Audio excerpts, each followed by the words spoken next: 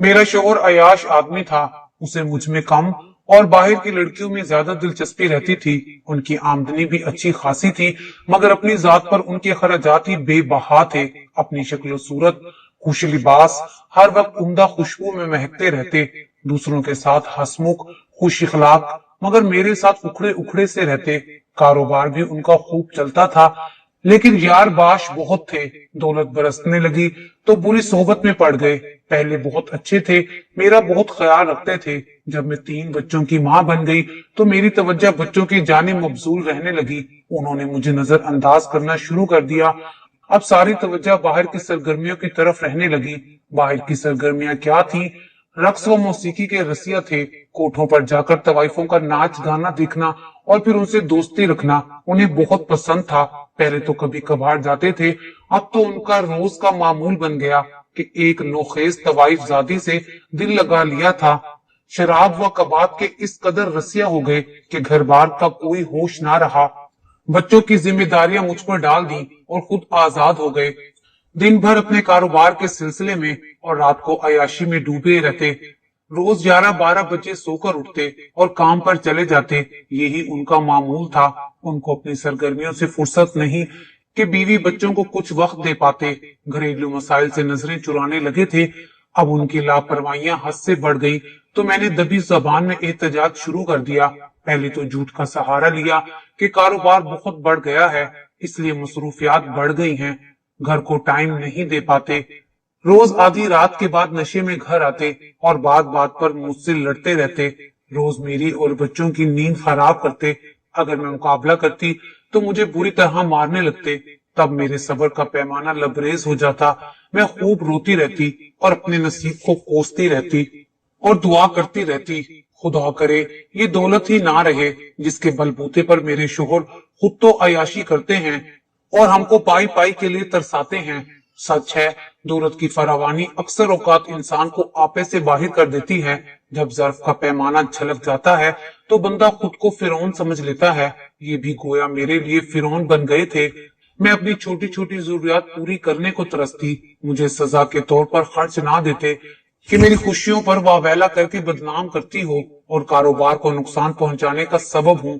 हालांकि कारोबार को तो उनका ये गफलत भरा रवैया नुकसान पहुंचा रहा था। मैं तो उनकी खुशियों में टांग नहीं अड़ाती थी, सिर्फ वक्त पर खर्चा देने को कोसती थी।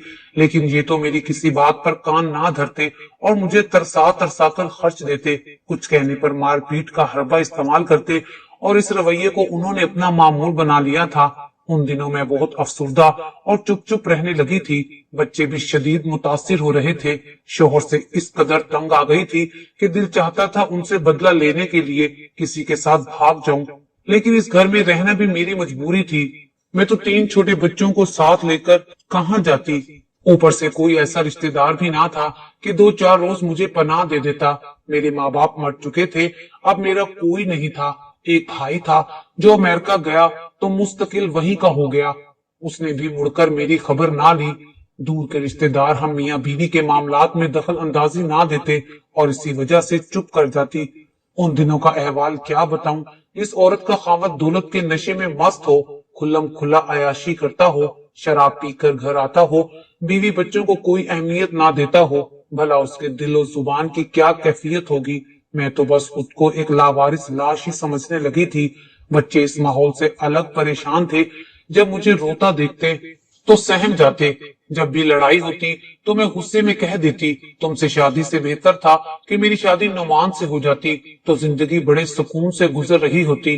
दरअसल पहले मेरा रिश्ता नुमान के साथ तय हुआ था। वो गवर्नमेंट इदारे में जॉब करते थे, मगर किसी सबब मेरा रिश्ता उनसे टूटकर वसीम से तय हो गया था और फिर मेरी शादी वसीम के साथ हो गई थी। यही वजह थी कि अब मेरा शोहर भी मुझ पर शक करने लगा था। उन्हें लगता था कि मैं चुप चुप कर अपने पहले मंगेतर से मिलती हूँ। ये बात तो तय थी कि उनकी पराई औरतों के साथ ताल्लुकात थे, मगर मेरे इस जुमले की वजह से वो मुझ पर भी इल्जाम लगाते रहते थे। खुदा की करनी कि उन्हीं दिनों मेरे शोहर को उनका एक पुराना क्लास फेलो मिला जिसका नाम शाहिद था। ये उनका बचपन का दोस्त था। स्कूल में प्राइमरी सेक्शन के तालिब इल्म थे। मुद्दत बाद शाहिद से मुलाकात हुई तो दोनों बहुत खुश हुए। जाहिर है कि बचपन के दोस्तों से मुलाकात दिली मुसरत का बाइस होती है। शाहिद को खबर ना थी کہ وسیم کو دولت نے اس قدر تبدیل کر دیا ہے کہ ایک محنتی اور ذہین آدمی اب شراب و کباب کی نظر ہو چکا تھا۔ وہ دوسرے شہر میں رہتا تھا، اس لیے مدت بعد ملاقات ہوئی تھی اور وسیم کی زندگی کا یہ پہلو اس سے چھپا ہوا تھا۔ وہ شاہد کو گھر لائے، باتوں باتوں میں اس نے ذکر کیا کہ ملازمت اسی شہر میں ہو گئی ہے اور اب وہ رہائش کے لیے کرائے پر مکان کی تلاش میں ہے۔ میرے شوہر نے فوراً آفر کر دی کہ میرا گھر حاضر ہے، اتنا بڑا گھر ہے، اس کی انیکسی میں رہائش پذیر ہو جاؤ۔ کرائے وغیرہ کی تو وسیم کی حاجت نہ تھی اور انیکسی بھی خالی پڑی تھی۔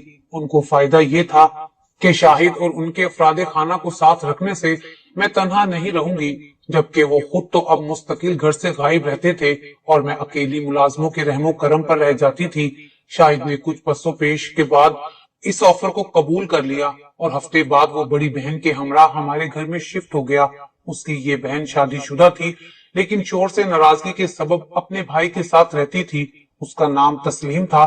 تسلیم بہت اچھی خاتون تھی، زیادہ وقت میرے پاس گزارتی۔ جب شاہد آفس چلا جاتا وہ میرے پاس آ جاتی۔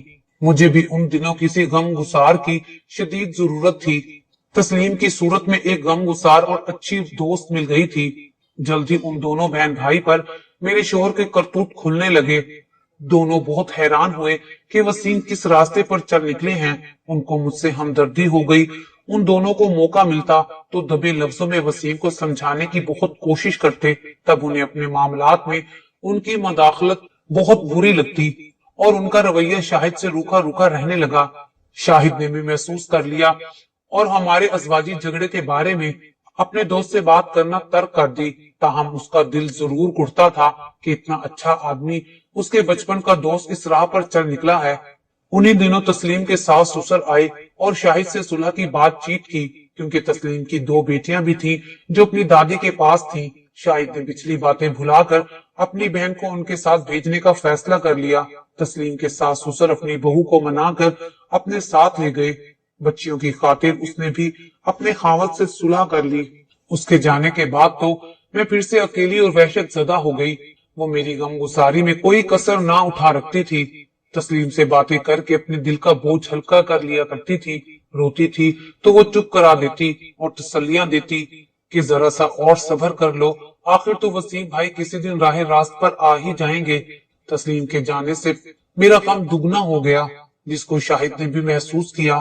وہ میرے بچوں کا بہت خیال رکھنے لگا، شام کو دفتر سے آ کر ان کے ساتھ لان میں کھیلتا اور ان کو وقت دیتا۔ بچے بھی اس سے بہت مایوس ہو گئے۔ اب وہ بات کی بجائے انکل شاہد کے گھر لوٹ آنے کی راہ تکتے تھے۔ چھٹی کے دن شاہد میرے بچوں کو سیر کرانے لے جاتے۔ میں بھی اس نیک آدمی کا بہت خیال رکھنے لگی تھی، جس کو کوئی بری عادت نہ تھی۔ گھر سے دفتر اور دفتر سے سیدھا گھر، بس یہی اس کی زندگی تھی۔ میری دلچسپی اب شاہد میں بڑھنے لگی تھی۔ وہ مجھے اپنا اپنا سا لگنے لگا تھا۔ فارغ وقت میں وہ بور ہوتا تو میرے بچوں سے دل بہلاتا تھا۔ اب میں اسے صبح شام کا کھانا بھجوانے لگی تھی، کبھی ملازمہ کے ہاتھ اور کبھی میرے چھوٹے بچے اٹھا کر لے جاتے۔ اگر کبھی مجھے کسی چیز کی ضرورت پڑ جاتی یا پھر بچے بیمار ہو جاتے یا ان کے اسکول کا کوئی مسئلہ ہوتا تو میں شاہد کے پاس چلی جاتی اور کہتی کہ یہ مسئلہ ہے۔ وہ اسی وقت میرا کام کر دیا کرتا تھا۔ رفتہ رفتہ ہم ایک دوسرے کے قریب ہونے لگے اور ہم دونوں میں سلسلہ اب بات چیت تک آ گیا تھا۔ میں اکثر شاہد سے پوچھتی، آج کھانا کم کھایا ہے، کیا سالن اچھا نہیں لگا؟ وہ کہتا، بھابھی سالن تو بہت مزیدار تھا، مگر میری طبیعت کچھ بوجھل سی تھی، زیادہ بھوک نہیں تھی۔ تنہائی کا شکار عورت تو چاہتی ہے کوئی اس سے بات کرے، اس کا دکھ درد بانٹے۔ تسلیم چلی گئی مگر شاہد دلی کیفیت سے آگاہ تھا۔ اس کی بہن میرے بارے میں ہر بات اسے بتا دیا کرتی تھی۔ جب میں کچھ بات کرتی شاہد غور سے سنتا اور میری دل جوئی کر دیا کرتا تھا۔ تسلی کے 2 بول سن کر میرا دل ہلکا ہو جاتا۔ ایک وقت آیا کہ میں اپنے گھریلو معاملات پر اس کے ساتھ کھل کر بات کرنے لگی۔ وہ مجھے سمجھ چکا تھا کہ شدید افسردگی اور تنہائی کا شکار ہو چکی ہوں میں، اور اس نے اگر مجھے ان جذباتی الجھنوں کے بھور سے نہ نکالا تو شاید میں خودکشی ہی کر لوں گی۔ شاہد کو ہمارے گھر رہ کر وسیم اور میرے معاملات کا مشاہدہ کرنے کا موقع ملا تھا۔ اس نے بغور میرے خامد کی شخصیت کا مطالعہ کیا، جس کا رویہ بظاہر اچھا اور اندر سے کچھ اور تھا۔ وہ اس نتیجے پر پہنچا کہ واقعی میرا شوہر اپنی عیاشی کے مزے لوٹنے میں وسیم اندھا ہو چکا ہے اور اپنی شریک حیات کو مسلسل اذیت سے دوچار کر رکھا ہے۔ اس احساس کے ہوتے ہی اس شخص نے میرے گھریلو اور بچوں کے مسائل اپنے ذمے لے لیے۔ بچوں کو اسکول کا ہوم ورک کروانا، ٹیوشن کا انتظام کر کے دینا، ان کو شاپنگ کے لیے ساتھ لے جانا، بیمار ہوں تو علاج کے لیے بھاگ دوڑ میں مدد کرنا، کیونکہ وسیم نے تو مجھے بالکل اکیلا چھوڑ دیا تھا۔ ان کے پاس ان کاموں کے لیے وقت نہیں تھا۔ قدرتی بات کہ ایسے حالات میں جو ہوتا ہے میرے ساتھ بھی وہی ہوا تھا۔ میں شاہد کو اپنا ہمدرد سمجھنے لگی تھی اور اس کے پاس جا کر سکون تلاش کرنے لگی۔ وہ غیر شادی شدہ تھا، خوبصورت نوجوان تھا۔ مجھے اس سے انسیت محسوس ہونے لگی۔ میرے اس جھکاؤ کو اور اس رویے کو اس نے بہت جلد محسوس کر لیا اور دور اندیشی سے کام لیتے ہوئے بہت جلد ایک دوسرا مکان کرائے پر حاصل کر لیا۔ میرے بہت روکنے کے باوجود بھی وہ ہمارے گھر سے چلا گیا اور نئے مکان میں منتقل ہو گیا، مگر نیا مکان بھی ہمارے گھر کے پاس تھا۔ وہ ساتھ والی دوسری گلی میں تھا، صرف 8-10 گھر درمیان میں تھے۔ بچوں کو اس نے اپنا گھر دکھا دیا کہ ضرورت ہو تو مجھے بلوا لینا۔ اس کے جانے کے 15 روز بعد ایک رات وسیم زیادہ نشے میں دھت گھر آئے۔ رات 2:30 بجے کا وقت ہو چکا تھا۔ آتے ہی مجھے مارنے لگے، بے تحاشا مارا کہ میرے چہرے اور بدن پر نیل پڑ گئے۔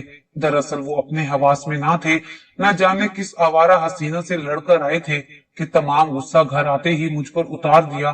صبح وہ بے ہوش پڑے تھے اور میرے حال کی کچھ خبر نہ تھی۔ رو رو کر میرا برا حال تھا۔ میں نے بچوں کا ہاتھ تھاما اور گھر سے نکل گئی۔ گلی سے گزرتے ہوئے میرے بڑے بیٹے سلیم نے، جس کی عمر ان دنوں 7 برس تھی، اشارے سے بتایا، امی یہ سامنے والا انکل شاہد کا گھر ہے۔ اتوار کا دن تھا۔ میں تو غم سے بھرے ہوئے دل کے ساتھ جو ہی بوجھل قدموں سے چل پڑی تھی، بغیر سوچے کہ بچوں کو لے کر کہاں جا رہی ہوں۔ سلیم کے اشارے پر میں نے اپنے غم گسار کا در کھٹکھٹایا۔ شاہد خود باہر آیا، مجھے بچوں کے ہمراہ دروازے پر دیکھ کر پوچھا، بھابی آپ خیر تو ہے نا؟ میں نے بتایا، شاہد خیر ہی تو نہیں ہے، رات بری طرح نشے میں وسیم نے مجھے مارا ہے اور میرا سارا بدن نیل نیل کر دیا ہے۔ یہ دیکھو، میں نے چہرے سے چادر ہٹائی اور اپنی گردن بھی دکھائی، جس پر گلا دبانے سے نیلا نشان توک کی صورت میں موجود تھا۔ اس کو بے حد دکھ ہوا۔ وہ بولا، بھابی اندر آ جائیے، یہاں دروازے پر بات کرنا ٹھیک نہیں ہے۔ میں نے اس کے گھر کے اندر قدم رکھ دیا اور تمام احوال رو رو کر اسے سنا دیا۔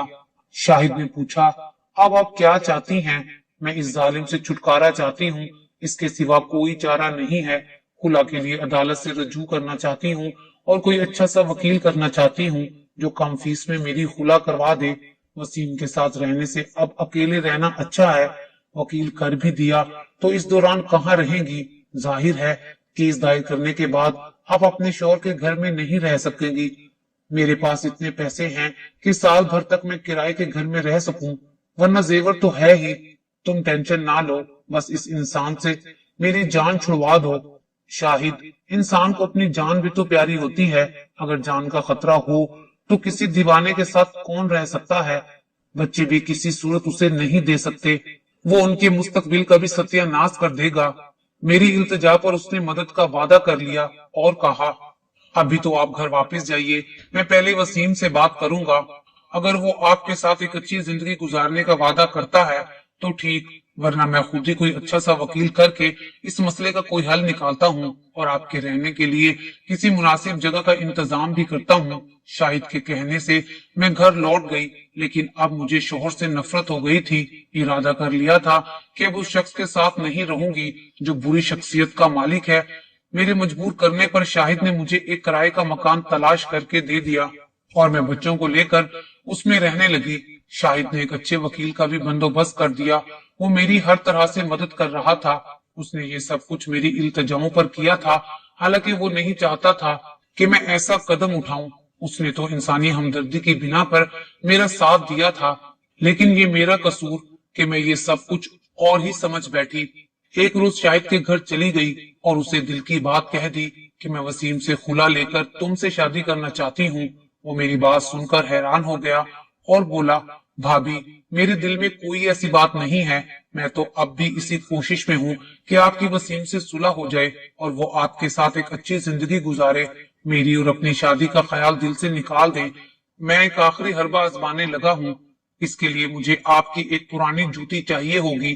میں پہلے تو حیران ہوئی जूती मांगने की वजह पूछी तो कहने लगा, आप मुझे पुरानी जूती तो दें, फिर देखना वसीम आपके कदमों में होगा। मैंने शाहिद के कहने पर उसे अपनी पुरानी जूती दे दी और घर आ गई। दूसरी तरफ अदालत में मेरा और वसीम का केस भी चल रहा था। कुछ दिन बाद शाहिद ने मुझे एक ऐसी बात बताई कि जिसे सुनकर मेरे पैरों तले से जमीन निकल गई और मैंने उसे कहा कि खुदा के लिए मेरी किसी भी तरह वसीम से सुलह करवा दो, मैं अब खुला नहीं लेना चाहती। शाहिद ने मुझे कहा कि अब आप सब्र करें, अल्लाह ताला सब कुछ ठीक कर देगा। इधर मैं घर से जो जेवर उठाकर आई थी वो एक एक करके बिक गया और केस की नजर हो गया। एक सुबह शाहिद आया और मुझे कहने लगा कि आज पेशी पर मैं भी आपके साथ चलूंगा, आज आपकी जिंदगी ही बदल जाएगी। शाहिद और मैं अदालत पहुंच चुके थे। जैसे ही वसीम ने मुझे और शाहिद को देखा तो भागता हुआ आया और मुझसे हाथ जोड़कर माफी मांगने लगा और फिर शाहिद से कहने लगा, प्लीज शाहिद, अपनी भाभी को कहो ना वो मुझे माफ कर दे, वो ऐसा ना करे और केस वापस ले ले। मैं वादा करता हूँ कि आइंदा कभी शराब नहीं पीऊंगा, उस पर हाथ नहीं उठाऊंगा और अपने बच्चों का ख्याल रखूंगा, अपनी बीवी को भी कोई तकलीफ नहीं दूंगा। एक बार मुझे मौका तो दे, मुझे बहुत सजा मिल गई है, मैं सुधर गया हूँ, अब अपने बच्चों को मजीद दर बदर नहीं करूंगा। मैं वसीम का ये रवैया देखकर हैरान रह गई। आखिर शाहिद ने उसके साथ ऐसा क्या किया था? मैं ये सोच सोचकर पागल हो रही थी। फिर वसीम के कहने पर शाहिद मेरे पास आया। उसे देखकर बच्चे दौड़कर उससे लिपट गए। उसने मुझसे बच्चे लेकर उनको वसीम से मिलवाया और बच्चे बाप से लिपट गए कि अब आप हमारे साथ चलिए, आप हमारे पास क्यों नहीं रहते? वसीम ने कहा, मैं तो तुम लोगों के पास रहना चाहता हूँ, लेकिन तुम्हारी अम्मी मेरे साथ नहीं रहना चाहती, जबकि मैंने हर बुराई से अब तौबा कर ली है। मेरी बेटी तो अपने बाप को बार बार चूम रही थी, बहुत ही जज्बाती मंजर था। मैं जरा दूर खड़ी इस मंजर को डबडबाती आंखों से देख रही थी। मेरी भी आंखों में आंसू आ गए थे। फिर वसीम शाहिद के हमरा मेरे पास आए और बोले, खुदा के लिए मुझे माफ कर दो, मैं वादा करता हूँ कि अब कभी तुम्हें शिकायत का मौका नहीं दूंगा। इन मासूम बच्चों की खातिर ही हम साथ रहेंगे, नाराजगी खत्म कर दो, मैं तुम्हारी हर शर्त मानने को तैयार हूँ। अब मेरा भी दिल उनके लिए साफ हो चुका था। वसीम हाथ जोड़कर मुझसे कह रहे थे। फिर अचानक मेरे बच्चे भी मुझे कहने लगे, प्लीज मामा, बाबा को माफ कर दो, हमें बाबा की बहुत याद आती है। मैं चौड़ी बनी खड़ी थी। तब शाहिद ने कहा, भाभी, इन बच्चों की तरफ देखो और वसीम भाई से सुलह कर लो, ये अपने किए पर नादिम है। इन बच्चों की जुदाई से काफी सजा मिल चुकी है इन्हें। आप भी एक अच्छी बीवी, अच्छी माँ की तरह सब दुख को भुलाकर अपने शोहर की लाज रख लें। उस दिन मैंने बच्चों के बारे में सोचकर शोहर से अदालत में सुलह कर ली और खुला का केस वापस ले लिया। हमारा घर फिर से आबाद हो गया। आज बच्चे अपनी मंजिलों पर पहुंच चुके हैं। मैंने तो दुख सुख झेल लिया, मगर मैं खुद से शर्मिंदा होने से बच गई। अगर शाहिद ने मुझे सीधी राह दिखाने की बजाय बहकने में मेरा साथ दिया होता तो यकीनन आज मेरा घर बर्बाद हो चुका होता और बच्चे भी न जाने किन हालात का शिकार होते। हम मियां बीवी अब अपने बच्चों के साथ बहुत खुश थे। शाहिद से अक्सर पूछते थे कि उसने ऐसा क्या किया था कि जिससे हम दोनों के दिल एक दूसरे के लिए साफ हो गए थे, मगर वो हर बार इनकार कर देते और कहते, फिर कभी बताऊंगा। आज इस बात को 10 साल गुजर चुके हैं, सब कुछ ठीक चल रहा है। शाहिद ने आज इस बात पर से पर्दा उठाया है कि उन्होंने हमारी सुलह करवाने के लिए थोड़ा सा ड्रामा किया था। मेरे शोहर एक पीर पर बहुत एतमाद करते थे जो पुराने जूतों पर हिसाब किया करता था। शाहिद ने मुझसे पुराने जूते लिए और मेरे शोहर को जाकर वो जूते दिखाए और बताया कि मैंने हिसाब करवाया है। पीर जी का कहना है कि अगर इन दोनों की खुला हो गई तो वसीम तबाह बर्बाद हो जाएगा, उसे हर काम में नुकसान होगा, ये कोड़ी कोड़ी को तरसेगा। और यही बात शाहिद ने मुझे भी बताई थी कि खुला के बाद मेरी जिंदगी उजड़ जाएगी, मेरे बच्चों का मुस्तकबिल बर्बाद हो जाएगा, मेरा कोई साथ नहीं देगा।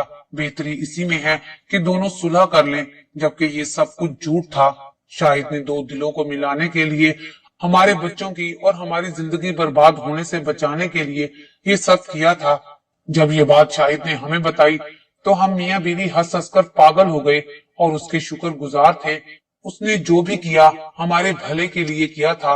आज मैं अपने शोहर और बच्चों के साथ एक खूबसूरत जिंदगी गुजार रही हूँ।